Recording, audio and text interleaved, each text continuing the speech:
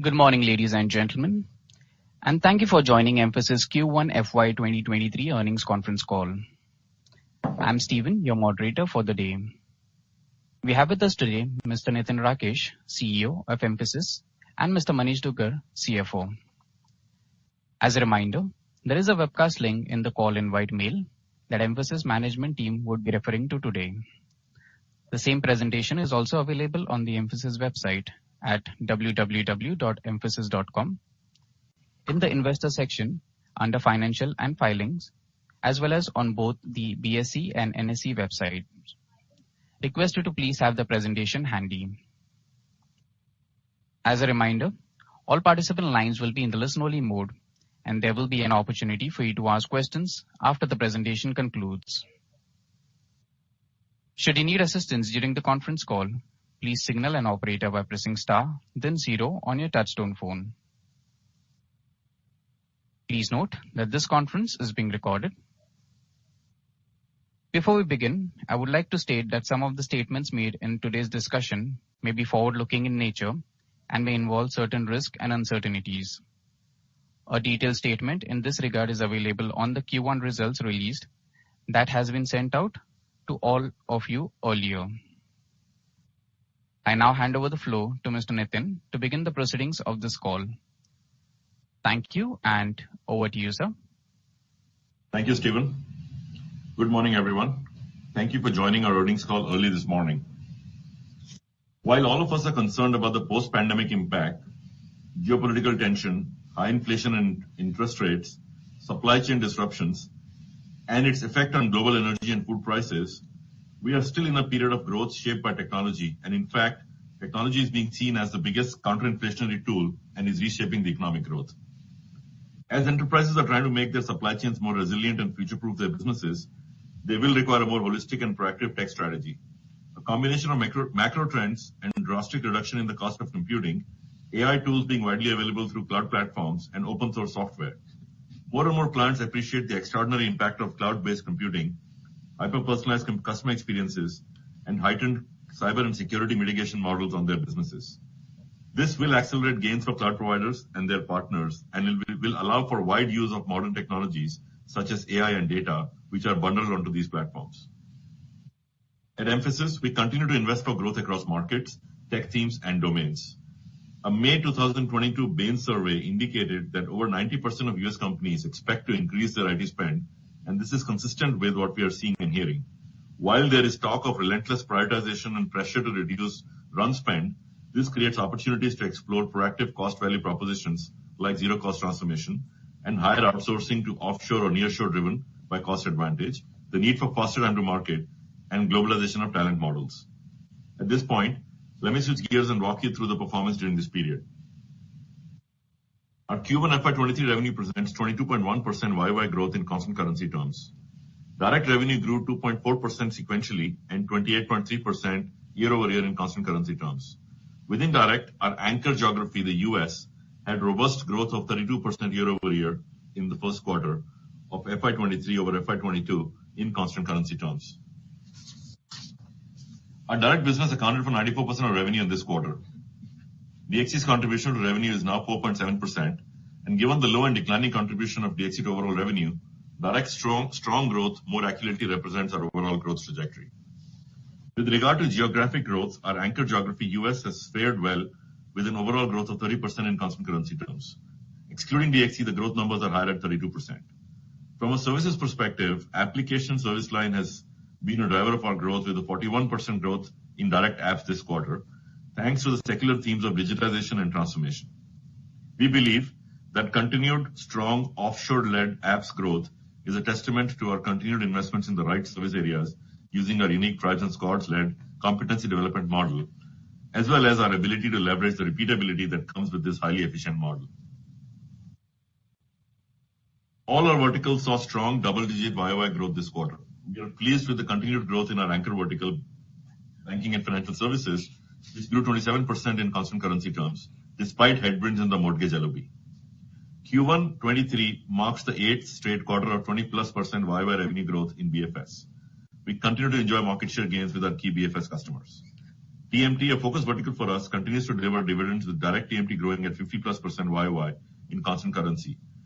The TMT segment more than doubled in FY22 with 110% growth in constant currency terms, falling on from 54% in FY21.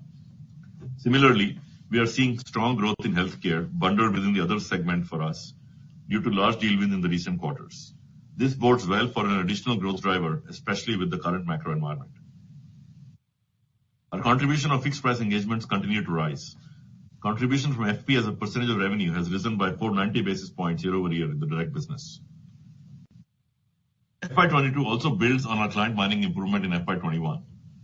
As we said before, we've consolidated our position with our key clients, resulting in continuing market share gains.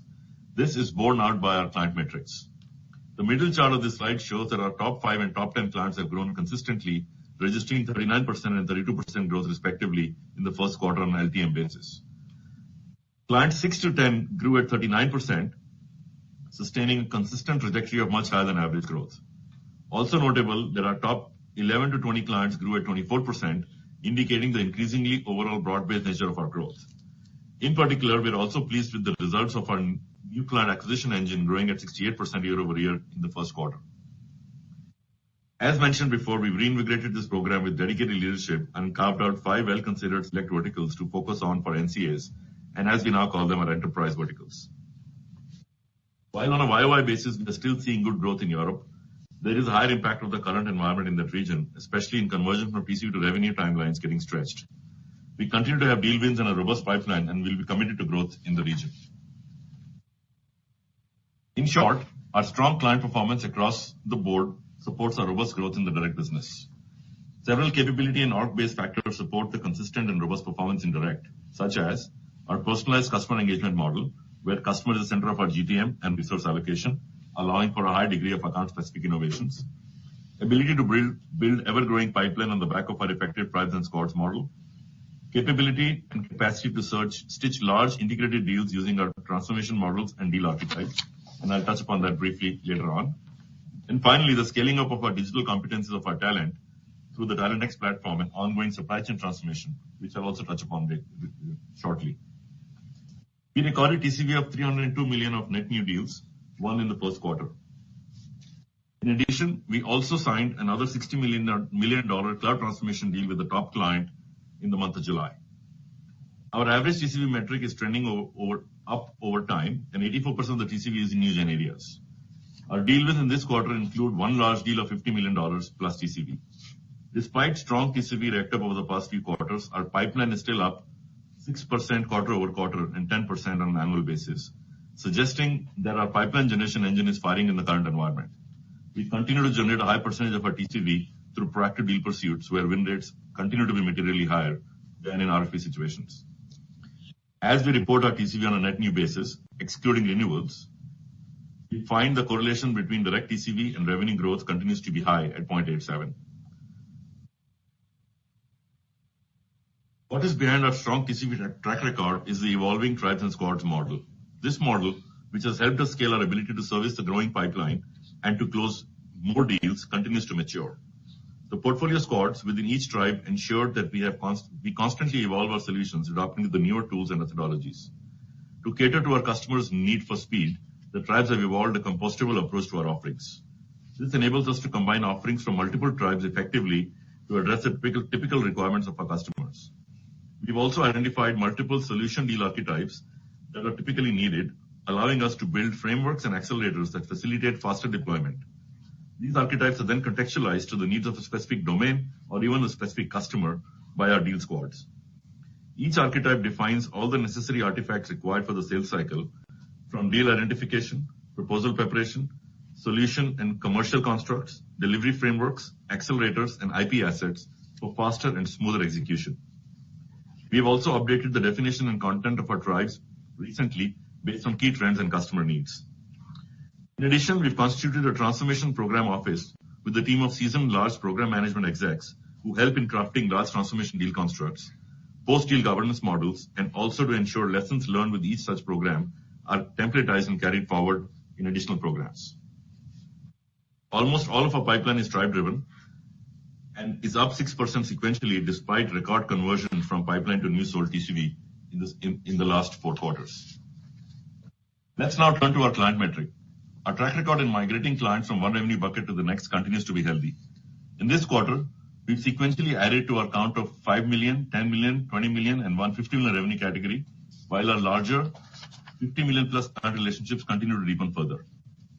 We have added one client to the greater than 150 million category on an LTM basis, taking the total to 3, with the average contribution from top 5 clients being 150 million. All of our top 6 clients are greater than $75 million, which we continue to believe is quite unique for a company in our category. Let's look at our financial metrics. Our margin philosophy affords us the flexibility to manage our profitability in an environment of rising talent cost in a heated market. Gross margin grew 20 basis points sequentially and 160 basis points YOY to 28.2% in QY FY23. EBIT margins at 15.3 is within the stated 15.25 to 17% band. Adjusted for our M&A charges, operating profit grew 3.6% sequentially and 26.6% annually to rupees 5,406 million. Adjusted operating margin was broadly stable both QOQ and YOY at 15.8%. Our adjusted EPS for the quarter grew at rupees 22.4, grew 1.5% sequentially and 23.4% YOY. To sum it up, I will leave you with 3 points. Direct growth at 28% in constant currency is well above industry average and builds on the industry-leading growth we achieved in the prior 2 years. 2, our KPIs are moving in the right direction. Consistently improving track record in large deals. TCV wins of 1.225 billion on an LTM basis speaks to our rising TCV run rate trend, with current average quarterly TCV run rate at 300 million plus. Improving client mining metrics across revenue buckets continues to strengthen our diversifying growth. We added one more client to the over $150 million bucket, and our average top 5 client contribution for FY22 is 150 million. 6 to 10 clients grow well above our direct revenue growth with 39% LTM growth, while 11 to 20 clients have grown at 24%. Third, all our verticals register double-digit growth trajectories, in particular in our core market, the US, and our core vertical BFS and core applications service line all continue to sustain market-leading growth. Fourth, our talent strategy is on course. Our utilization reflects our efforts to infuse our talent supply chain with more freshers and optimize for pyramid. Our overall utilization has moved up by 2 percentage points offshore and 1 percentage point onshore, reflecting the trends we called out for in the last quarter and providing additional operating leverage for further expansion. Our operating cash flow generation as a percentage of profit after tax is 100+% in FY21 and FY22. Third, investing for growth by using operating leverage and operating in a steady target operating margin band, we believe that our margin stance ensures stability while managing for key workforce retention strategies in a tough supply environment.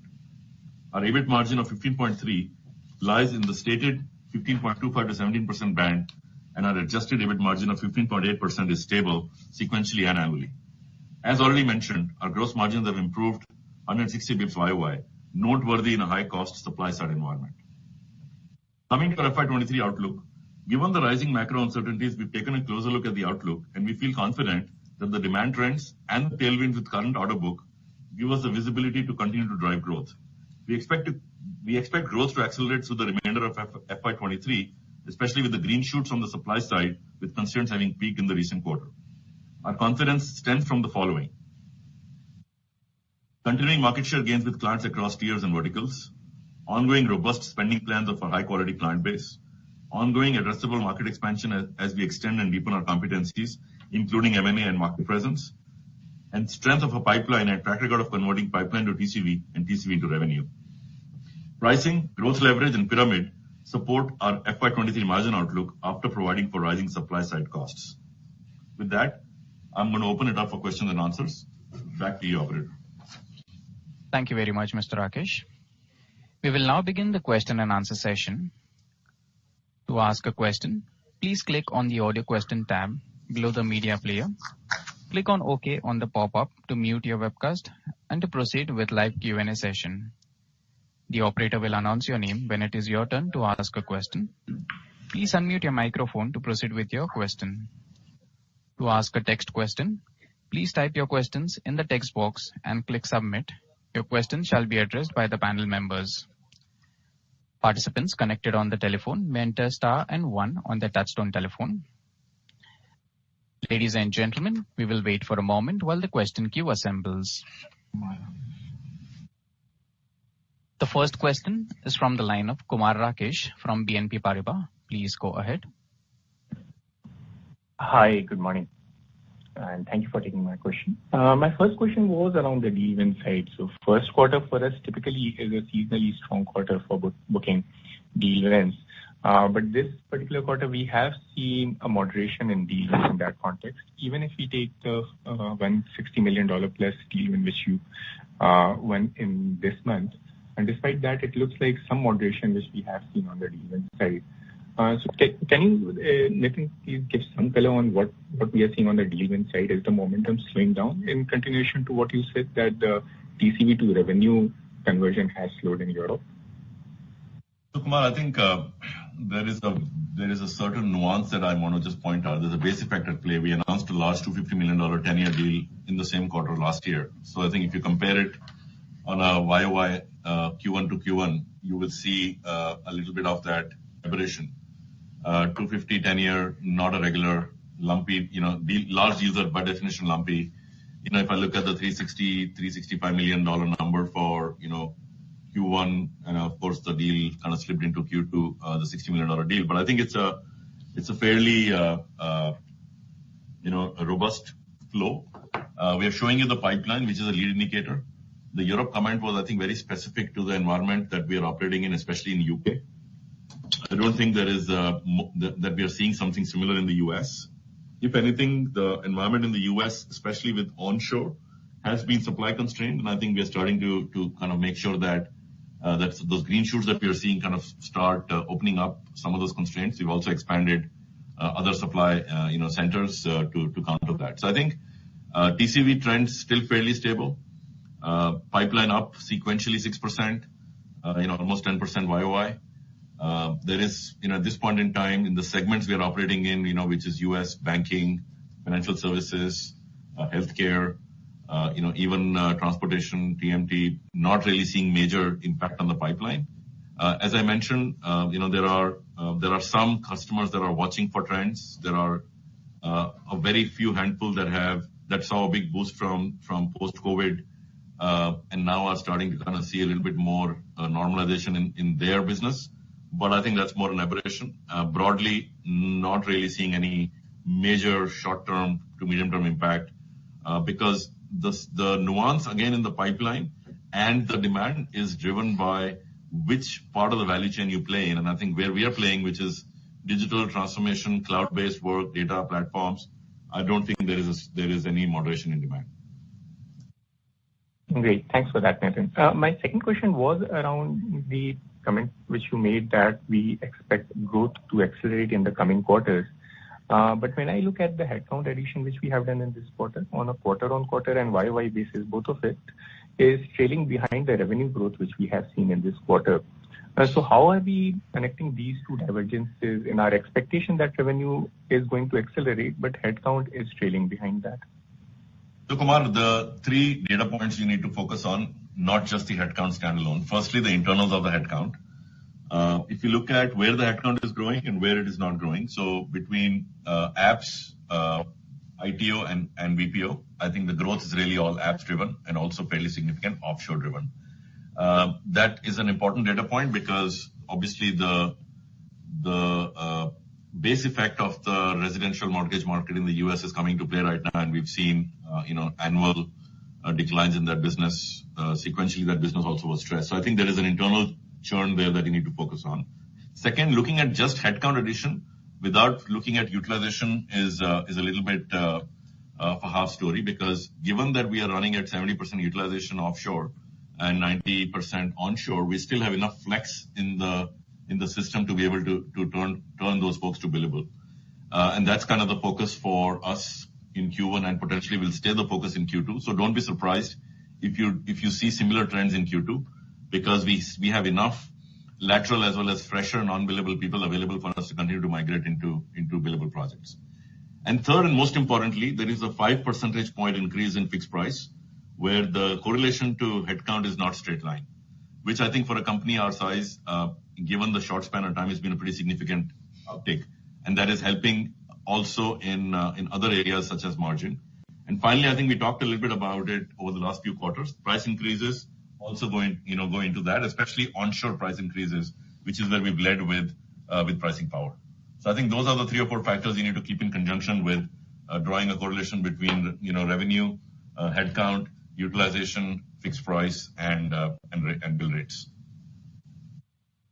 That's super helpful, Nitin. Thank you for that. Thank you. The next question is from the line of Nitin Jain from Fairview Investments. Please go ahead.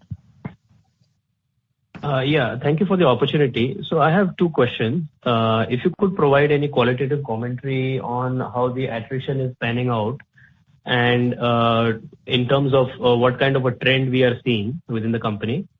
And the other question is related to the Blink acquisition. So have we been able to leverage the Blink clientele to win the kind of deal wins we were estimating at the time of acquisition?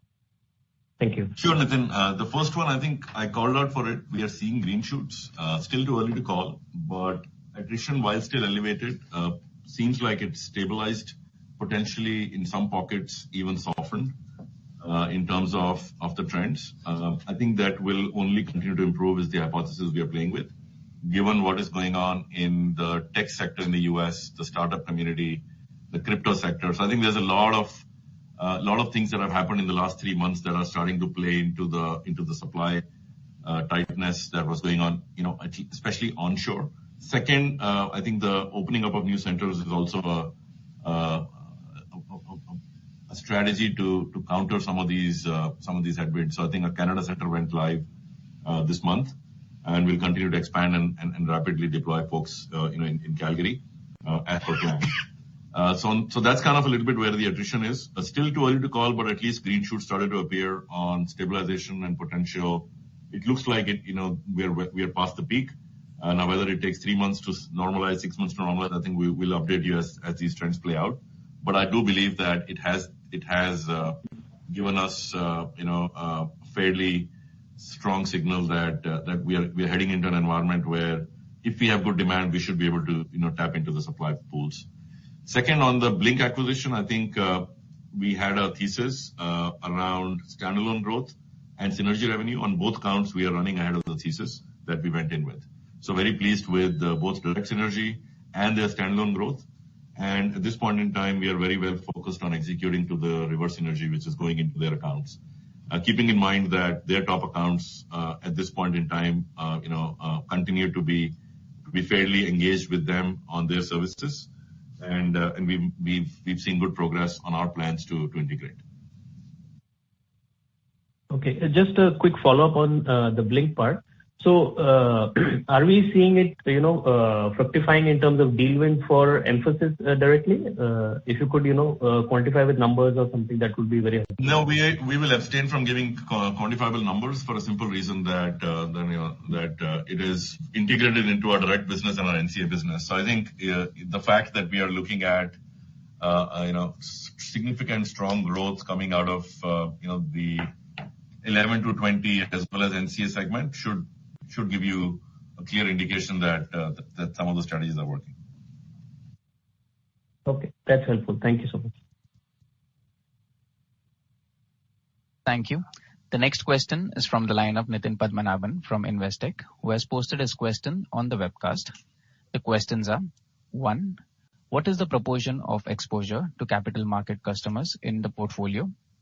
Second, how should we think about the digital risk biz on a going forward basis? Thank you.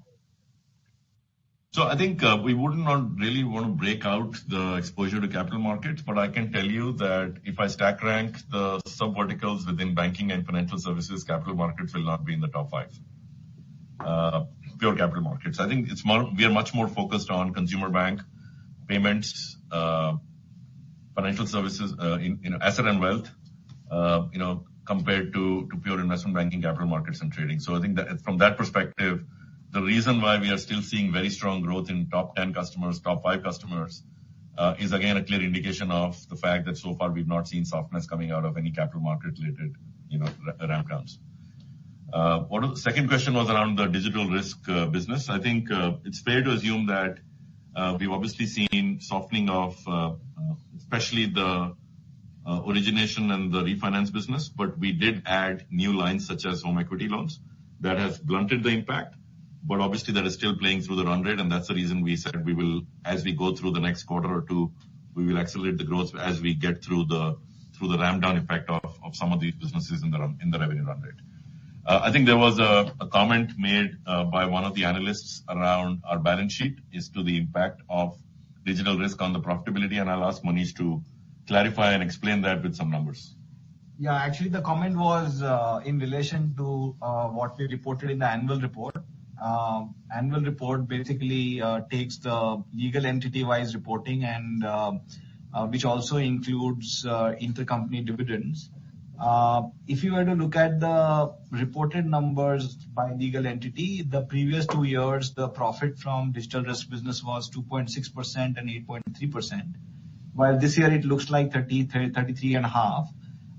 Majority of that 33.5 is actually because of dividend, and since we stopped reporting digital risk as a separate line item, digital risk as a percentage of overall business has come down and its profitability has come down as well. So it is nowhere close to the 33%, and we should not draw any conclusions from that digital risk impact will translate to that kind of profit impact on the company. Thank you. The next question is from the line of Sulabh Govila from Morgan Stanley. Please go ahead. Yeah, hi. Thanks for taking my question. So Nitin, within the top 10 accounts, we've done quite well by continuing to gain market share over the past several quarters. But the flip side of that is the concentration risk that we see in a current environment, especially. So how should we think about that if the macro were to remain challenging over the next few quarters? How are you thinking about that internally? Sulabh, I think, there are two sides to the same argument. I'd rather have deep strategic relationships where we are engaged in some heavy lifting for large programs that are less susceptible to ramp downs than having a long list of clients that are 5, 7, 10 million to us, because we'll get consolidated out pretty quick. So I think, to me, I'd rather be in the first bucket than in the second bucket. And given that we are not talking about one client being 25-30% of revenue, we are actually talking about 3 clients over 150 million and top 5 average at 150 million. I think it's still a fairly broad-based top client list that we're talking about. Having said that, given that top 5 are growing at 30, next 5 are growing at 39, and the next 10 are growing at 24, of course, from a smaller base, I think the growth is actually fairly broad-based. So as long as the growth is broad-based across client segments and across verticals, I think we should be able to manage the risks that you talk about. I would be very worried if there was only one client driving growth and everything else was not driving growth. Correct. And then with respect to fresher billability, by when do you think we should expect the utilization rate move up over the course of next few quarters and drive the growth from a fresher billability perspective? Yeah, I think we have already seen improvement, as I mentioned, right? If you look at the overall utilization, it's improved by about 2% offshore, 1% onshore. I think we still have room to improve that by 5-6 percentage points. But remember, as we make intake a regular part of the supply chain, the number will actually fluctuate on a quarter by quarter basis, especially the intake that typically happens in the later part of the calendar year. So I think there is an upward trend to utilization. We do expect to move up. We are very focused on converting the current non-billable headcount to billable, which is the reason I mentioned that there may not be a direct correlation between net headcount adds and billability or revenue adds. So I think we are at this point in time, we have some work to do. That supply chain optimization that we started last year continues through with a combination of fresher intake, upward rotation, and globalization of supply chain. So I think all of these three will add towards the utilization. But there is an upward bias to the utilization number, especially given the strong focus that we've driven on consumption offshore resources. Okay. And then last bit on the margin band, just trying to understand the relevance of the upper band of 17% margins in the current year. Would it be fair to assume that margins would be more like towards the lower end in FY23? So Sulabh, Manish, there are uncertainties in the environment which could mean both negative and positive. It currently be more the negative than the positive. Given quite a bit of tailwinds to the margins are in nature, the M&A charges, amortization, as well as the stock compensation, those are kind of upsides to the bottom line. So if we don't see any further significant headwinds, there is a possibility that we may certainly be looking at a significant expansion in the margin. As supply constraint becomes clearer, whether it will continue to be there or it reduces, we know better whether we will come closer to the top end or not. But there certainly will be a northward bias to the margins, as we had said last time when we set the lower end at higher than the previous quarters. And we actually delivered even basis points, but more than the lower end of the quarters. Sure. That's all from my side. Thanks for taking my questions. Thank you. The next question is from the line of Abhimanyu Kasliwal from Choice International. Please go ahead.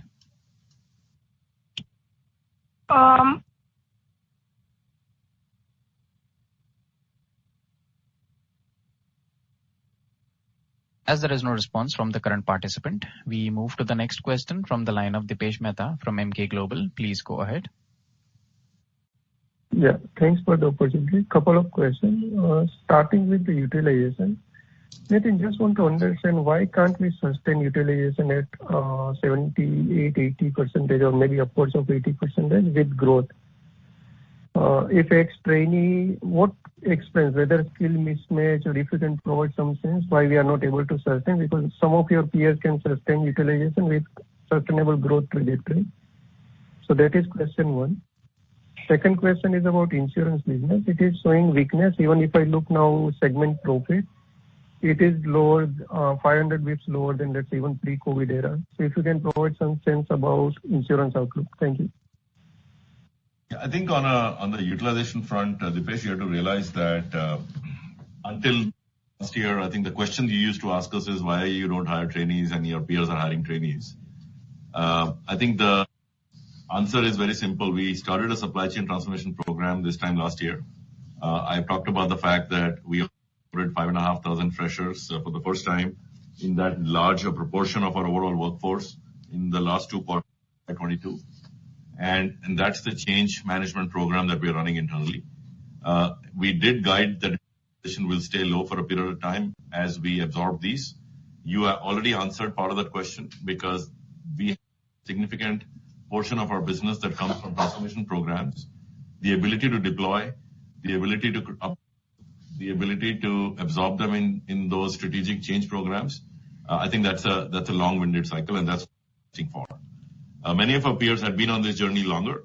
We were not able to go on this journey much longer because we had over FY 20, 21 and 22, we were obviously bringing people, our DXC book of business into direct as they were ramping down, and we couldn't really afford to run a fairly more than the amount of bench that we ran in that period. So I think this is I would say kind of a transition phase for us to transition into a much more pyramid-driven supply organization, something that is very important for our long-term scalability and growth. And I think we have to build the business with what works for us and what what's the best supply chain strategy we can run. And in that context, I think we will utilization numbers that will be higher, and we will create a virtuous cycle out of the upward rotation and migration. We are fully there yet because we just started that process 2 or 3 quarters ago. On the insurance question, Dipesh, you see, despite a 3% decline quarter on quarter, we delivered a 22.8% growth on a basis, which basically means that last quarter we had some significant upsides as some of the milestones got achieved. I would not look into it, see that as a trend. The margin movement between last quarter to this quarter is just a reflection of milestone revenues accounting and nothing more than that. At a pipeline level and as a quality of business, both sides, I think insurance continues to have decent visibility. And if you go 2-3 quarters back, you would have seen that the insurance business probably would have not looked as good as it looks today, and it should look better as we go forward. The only other point I would make is numbers do get impacted by what happens to the DXC side of business, and there is a bit of insurance business in which impacts the reported numbers as well. Understood. Just follow up on the first part. I was referring largely ex-trainee kind of thing, but broadly I get the sense in terms of the overall training related thing, and maybe business mix changing is some implication. The last part, if maybe I can squeeze one question about mortgage business, which partly you addressed, but in your opinion, this weakness for mortgage business will last for how long, or we largely bottom out in Q1? Thank you. Because that is very hard to forecast because the environment is fairly fluid on that front. The rates are very volatile. You can look at the 10-year Treasury US and see how much volatility there exists, and the yield moves up or down by 50 bips within a 1 week period. I think until the volatility subsides, I don't think we will see the peaking of mortgage rates. The HELOC market is still pretty strong, and we still have backlogs and volumes that we are consuming. We've again reached the operation to be able to consume resources on both sides, and we've also added some new service lines, especially around compliance and as well as servicing. So I think this will, we used the last downturn in 2018-19 to grow this business, consolidate our position, and we're doing the same as we speak. Given, and I think the business is obviously is in a much better shape than it was 3 years ago. From a portfolio perspective, it is still something that adds a lot of strategic value. So we'll continue to watch it. We continue to believe, as the effect runs through the run rate, our overall direct growth will continue to accelerate through the rest of the year, and that's kind of the working with as of now.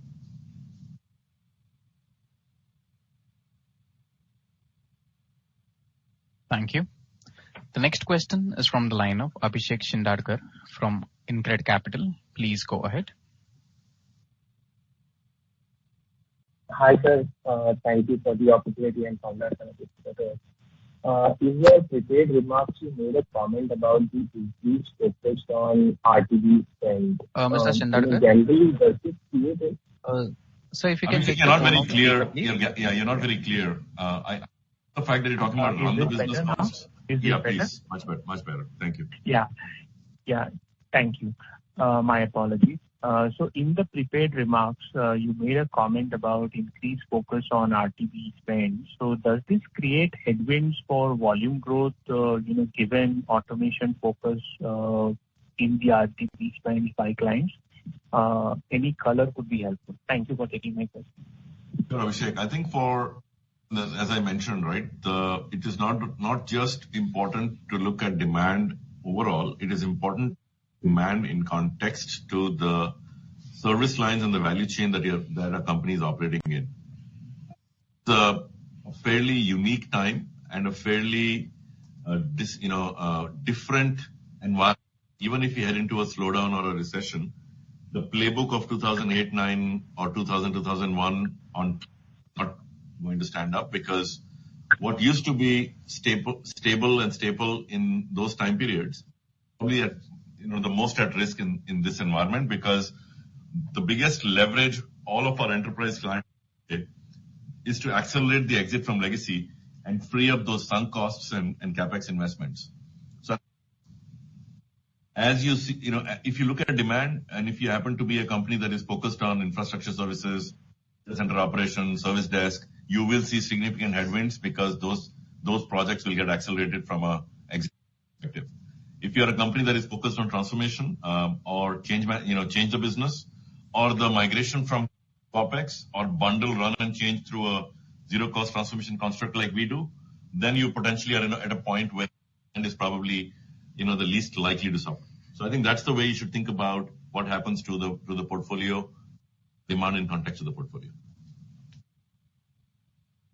Got that. And just another clarification, if you can help us understand that if a client is on a cloud journey, say from calendar year 20, what proportion of his spends would become, traditional or, would go into the maintenance portfolio, let's say in a year 2 or year 3? I mean, where I'm coming from is trying to understand,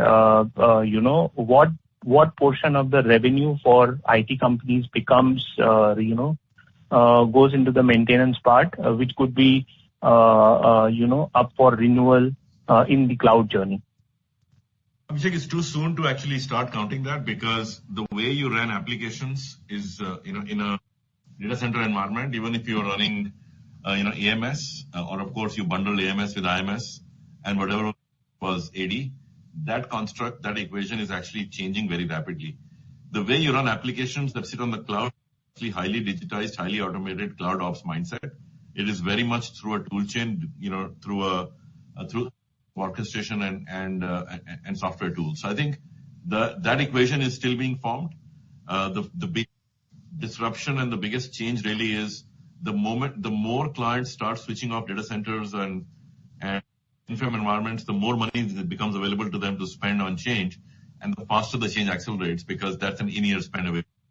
And I think that's the equation we are playing on right now. At this point in time, I think it's too early to see what the split of, cloud applications management versus traditional application management will look like. All I can tell you is many transformation programs are still in very early stages of application transformation using cloud. Data is picking up steam now. Core transformations haven't yet fully started, even though they started to nibble using things like neobanking or. So I think this is a macro headwind blip in an early stage of a very large tech pivot, and that's the reason why I think at a secular level, this tech pivot is here to stay for a while. Great, sir. Thank you for answering my questions and best wishes for 23. Thank you, Abhishek. Thank you. The next question is from the line of Debashish Majumdar from B&K Securities. Please go ahead. Hi, sir. Thank you very much for taking my question. So I have most of my questions have been answered. I have one query. And so if we see that transaction-based line item that we have, which is around 15-16% of our business, just wanted to get some sense how much of this business is coming from mortgage-related activity and how much is related to others. So, Debashish, Manish here. Transaction-based business is a combination of what we do in mortgage and a lot more than that. Including in the application side of things, there are contracts where we actually commit to delivering specific transactions as an outcome. As we have mentioned earlier, it's extremely hard for us to call out a digital risk as a separate source of revenue because it is very much an integrated offering. So I won't be able to give you a number in that, number, how much is digital risk, but it is a subset of that number. So, you should get a sense of how much the digital risk business at max could be.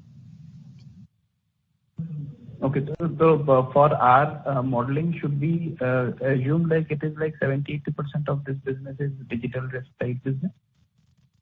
Devashish, is difficult. Like I said, I won't recommend you, make a assumption like that for the purpose of the modeling. Means, unfortunately, despite this question coming up again and again, it is not because we don't want to share. It's just that the model doesn't, allow us to provide number anymore. Sure. Thank you very much. Thank you. The next question is from the line of Mukul Garg from Motilal Oswal Financial Services. Please go ahead. Thanks. Hi, Nitin, Manish. Nitin, sorry to harp again on the DR mortgage business. But if you look at, and I think you very rightly said the environment remains very, very fluid. If you look at, your direct business, after many quarters of very, very strong growth, this quarter was a little bit relatively weaker in terms of the performance if you look both on QoQ and YoY basis. Was a majority of the relative weakness this quarter in direct was on account of DR or were there other factors which are also contributing? Also, within DR, you have been talking about operations and compliance as, potential opportunities. What portion of DR are they currently and, can they be big enough in a few quarters to kind of, overpower the processing part which remains weak? So, Mukul, I think, firstly, just to correct data points, on a YoY basis, grew 28.3%. And I think the number is fairly, top of the charts in terms of performance compared to the industry. On a sequential basis, I think the run rate impact of the mortgage, I will call it the mortgage LOB, though you call it DR, because we don't really have that nomenclature internally anymore. The mortgage LOB was one of the reasons why we called for the Q1 number to be, in the range that it ended up being, because we did call for short-term weakness, and I think there's still some more run rate impact that is going to wash through that. But the fact that we are calling for demand, visibility, order book, TCV, pipeline-led inflation of growth through the remainder of the quarters, that comes from the fact that in our core market, as well as applications outsourcing transformation, we are seeing growth 30 to 40%. Right? US grew 32% direct, apps grew 41% direct, and the pipeline is actually fairly geared towards that. So I think that's in my books, that is where the highest quality of growth sits, and that's where we are actually fairly convinced that the pipeline and the order book will actually drive that growth, especially as the supply situation starts to stabilize over the next couple of quarters. In addition to the mortgage LOB, other weakness came out of the Europe business, where the ramp downs were extended out, even though on a YoY basis grew, but it didn't really keep up with the growth of the direct business, and that's another area of work for us to continue to make sure that not only are we winning more, but we're actually executing faster, despite all the constraints that we are seeing in some of those markets. I think a combination of those two things, but large impact definitely from the mortgage LOB. On the second question, internals of the mortgage LOB, I think at this point in time, it's fair to say that interest rate sensitive driven, refi is less than half the business, which used to be majority of the 5 years ago. Correct. Thanks. The other question, Nitin, I was just trying to, make sense of the commentary which is coming out of your top client. Till a few quarters back, they were extremely positive on their technology plans over the medium term.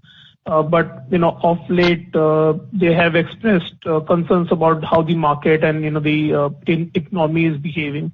While you might not want to comment on their tech spending plans, just wanted to, kind of get some sense of, how do you see your exposure in terms of defensibility versus then you mentioned that, the capital market is outside top 5, so that's probably you don't have much exposure there. But how defensible or sustainable is your exposure to them? Are you talking about or top clients? Top client. The number of clients. We never confirmed who the top client. It's difficult for me to give you an answer because I don't know who you're talking about.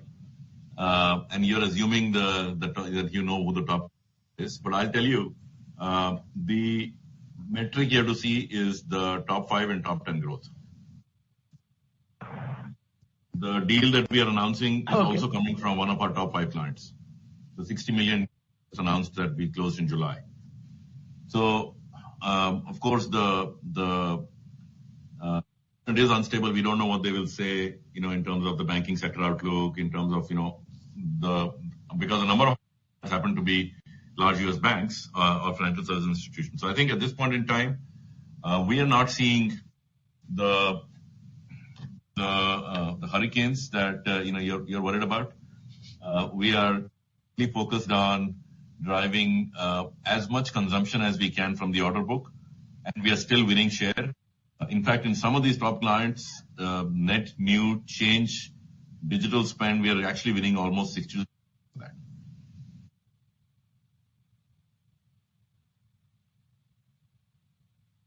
Sure. Thank you. Thank you. We will now take questions received on webcast. The next question is from the line of Divyesh Mehta from Investec. His question is: 1. What is the outlook for digital risk business?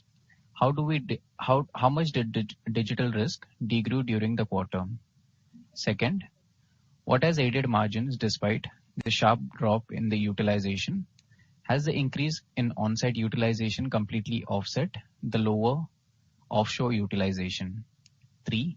Any color on margin headwinds and tailwinds for FY23? Thank you. Hi, Divyesh, Manish here. As I mentioned earlier, we don't give the digital risk business numbers separately. So we would hence not also be able to give what was the movement in digital risk on a quarter-on-quarter basis. From a margin perspective, if you look at quarter-on-quarter movement, actually there is an improvement in margin utilization both offshore and on-site. It's not that the on-site margin utilization improvement was kind of helping manage the offshore utilization. Offshore utilization improved 2% and on-site improved by 1 percentage points. There are puts and takes on margins. To your other question, price increase is one tailwind that we are. Offshore-led apps growth, both of which drive better profits, better realizations, is the second. Utilization improvement, though 2% and 1% is the third one. And as we speak, we are continuing to work on pyramid correction, which is fresher induction, and that reduces the average cost, and that also has a tailwind on the bottom. These are what has been in the play right now. Other than the amortization cost reduction of M&A charges and the stock compensation, will continue for a few more quarters to come.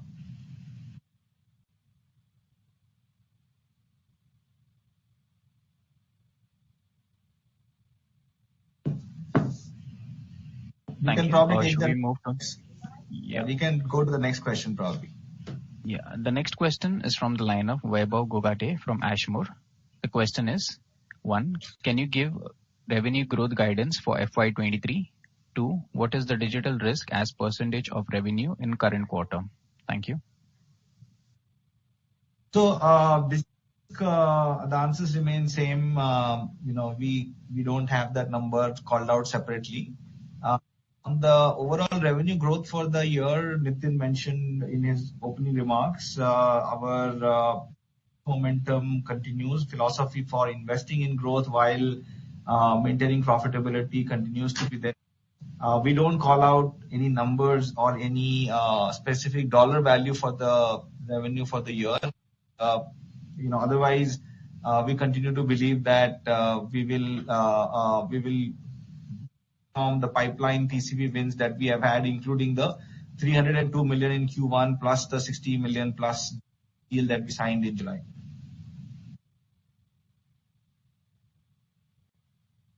We can the next question. I think there's one from Mohit as well. Yes. The question from Mohit Jain is, he's from Anand Rathi. The question is: how big is the BPO mortgage business for us, and how do you see it progress through the year? Can it potentially impact our direct business growth for FY23? Any trends here would be helpful. Thank you. So like I mentioned earlier, we don't call out the number specifically. Last quarter, talked about the fact that we are seeing headwinds in this business. Some of it had already impacted Q3 numbers, some of it impacted Q4, and it certainly had impacted Q1 numbers as well. The complementary services that we have built and Nitin's comment around our ability to now take volumes in HELOC, we don't expect it to have any material impact on the numbers, as we go forward. I think, guys, I just want to make a comment that, there are almost everybody wants to know a number or a percentage of revenue. I think it's extremely hard because a lot of these lines are integrated into everything we do. Building out the platform, to building, the data, to doing the underwriting, putting regulatory compliance. It's very hard for us to continue to, to demarcate, service line contract by contract. So it's not that we are not, we're trying to be elusive. It's just that it's hard to estimate, because whichever we give, it's actually going to be inaccurate given the way the business is integrated. I think there is obviously concerns coming out of the environment. I think the large part of the run rate impact we've already seen. 50% decline in volumes is the headline number that you guys saw on the US. New originations, not our industry, not our number, but the industry number. So obviously, a lot of that impact has despite that impact, on a tough comp basis, we've grown our banking business in the high 20s, 28%. That should give you a sense that the business is much more broad-based than you guys are worrying about right now. I think this is not, this is not an environment where we have a significant portion of revenue at risk, unlike what we had with another situation years ago, where I think that the focus used to be on that one client, which was, committed for a 5-year. This is a very different situation. So my request will be to not equate this environment with what happened 3 years ago, which we, by the way, also quite well in the last 2 years. So I think focus on where the quality of growth from, focus on the pipeline and conversion rates, focus on growth, which is again, despite having this business represented in many of those top clients, top 10 accounts have grown 30%, and that's a metric that you guys need to focus on. Thank you. The next question is from the line of Devang Bhatt from IDBI Capital. Please go ahead, sir. Hi. Thank you for taking my question. I have just one question. Your on-site BPO headcount has declined on QoQ basis. Can you help me with that? I think it's basically linked to the internals changing from the declines mostly came from the mortgage business that obviously we talked about quite extensively in the last 60 minutes. And there's basically a correlation between what you're seeing in the BPO onshore numbers and overall company growth mix. Thank you. Thank you. The next question is from the line of Rahul Jain from Dolat Capital. Please go ahead. Hi. Thanks for the opportunity. I think somewhere you commented about the tailwind on the margin which you may have. So any bit color in terms of what all could be those factors? One, of course, is currency, and our median remuneration last year was also high relatively. So is that what is an incremental thing with relatively softening of the supply side problem, and remuneration already been high for us on the portfolio basis? Is those the thing other than currency that you have? So Rahul, Manish, the primary ones that we talked about is the tailwind of price increase, the tailwind of the potential opportunity to expand utilization, the growth coming from and an offshore-centric revenue, which both basically come with higher margins, and the stock compensation and the M&A charges that has been given continue to decline in absolute terms, actually decline even faster on the percentage terms. And beyond this, there are initiatives being taken, including starting to invest in building the fresher muscle, which had kind of put to rest for some time, given we were trying to redeploy colleagues coming out of the DXE decline. And that also, as it kicks in, should start giving us operational better margin tailwinds.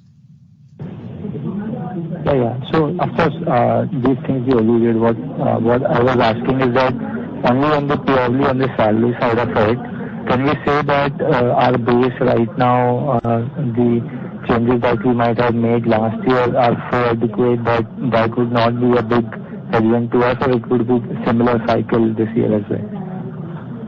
Compensation as a philosophy, Nitin talked about us using Talent Next and the Geek Quotient, where upgrade in the skills translating to increased billability automatically translates to an compensation. And that's a perpetual continuous cycle. So, and as you would relate to it, it's a virtual cycle because we pay more if we make more. So, I don't think it will be a once in a year kind of an event. And given the way it is conducted, it create a margin headwind, so to speak. Right. Just a follow-up for Nitin. I mean, the way you are articulating, is it safer to assume the positioning that we have with our clients and the kind of size of the business we have and whatever macro reading we have right now, we can continue to deliver the same growth that we might be thinking, let's say 6-7 months back for our business for this year and year to come? Yeah, I think at this point, we are not really changing, any of our stance, either on growth or on the tailwinds that Manish just talked about on the margin side. So I think it requires us to stay focused on executing what we have at hand, and of course, expand our wallet share further, because we do believe that there will be opportunities in the next 2 to 4 quarters, actual further consolidation with our existing client base, as they start thinking about a set of partners that can actually help them further their agenda on transformation. Right. Appreciate the color. Thanks a lot and best of luck. Thank you, guys. Thank you. Thank you. As there are no further questions from the participant, I now hand the conference over to Mr. Nitin Rakesh for closing comments. Over to you, sir. I just want to thank you all for continued interest in Mphasis and your sustained investment in time and effort. I think we are very focused, driving our clients towards the future that they're all building towards. And we believe, as I mentioned, that we meet opportunities in the near to medium term to further consolidate our position with many of our clients, both, over, and we stay focused on executing to that vision. So thank you again, and we look forward to talking to you next quarter. Thank you, sir. Ladies and gentlemen, on behalf of Mphasis Limited, that concludes this conference. If you have any further questions, please reach out to Mphasis Investor Relations team on investor.relations@mphasis.com. Thank you for joining us, and you may now disconnect your lines.